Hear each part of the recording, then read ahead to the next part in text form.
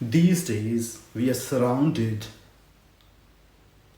by a lot of noise of social media and irrelevant information.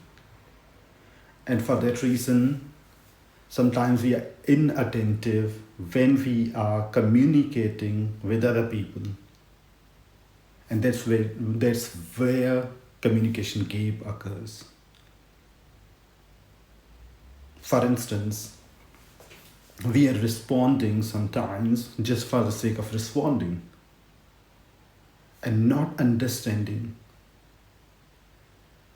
Therefore, we need to overcome this weakness. We need to be better listeners in this noisy times that we are living through. For instance, when people don't feel heard and we are not responding to their questions, responding to their feelings, they don't feel understood. And in response, people will start shouting.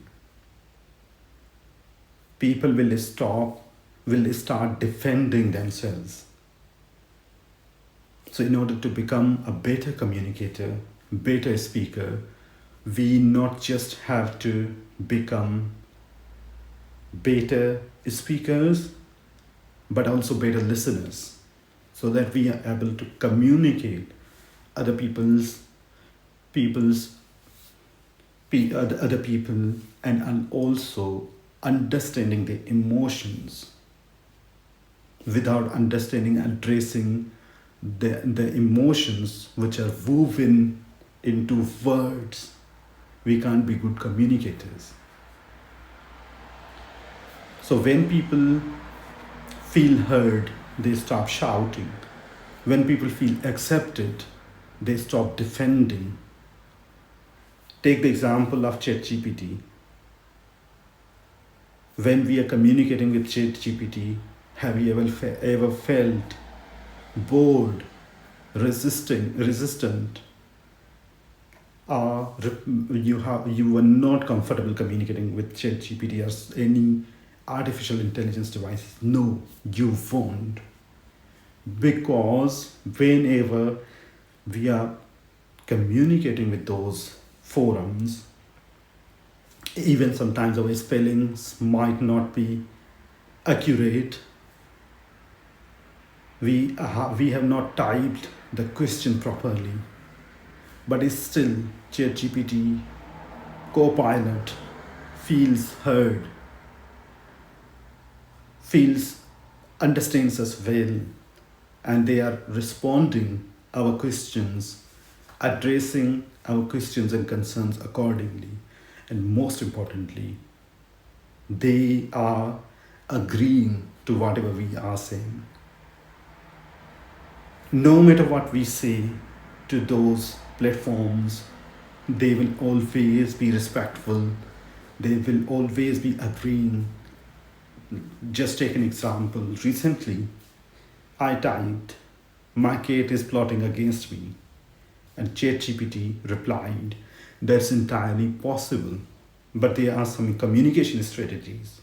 First agreed, and then it went on, there are some communication strategies. It did not respond, "That is nonsense, that is rubbish, that is not possible," but it agreed and then responded, and then I felt heard. And similarly, great speakers, they don't try to convince people first. They try to connect first.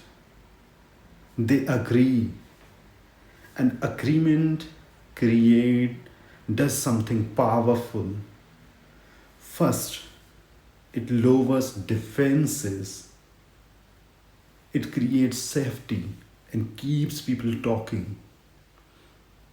So remember, whenever you're communicating with someone, next time, whether that is an individual or a group.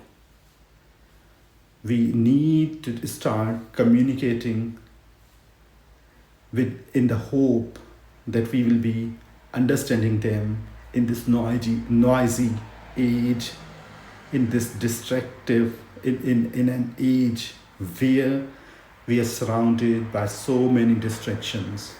And then we will be responding not just the words, but also the emotions which are woven, enveloped in those words. And that will help in building better relationships. And better relationships are key to success. They can help in improving our social, professional network, and there is a social currency, professional currency, which we can utilize. For our personal growth, imagine we have good professional people in our social network. For instance, at Toastmasters Club, I have some great speakers. They inspire me to keep myself pushing, and that is one of the reasons I have started this journey. I feel inspired. I feel a spark whenever I feel low, that I need to give up. I try to procrastinate. Then I feel inspired because of this social Toastmasters Club, because of the people I'm coming across every now and then, not just at Toastmasters, but in my professional settings. Great presenters. So they are all the time reminding me that I need to keep myself pushing for improvement. And success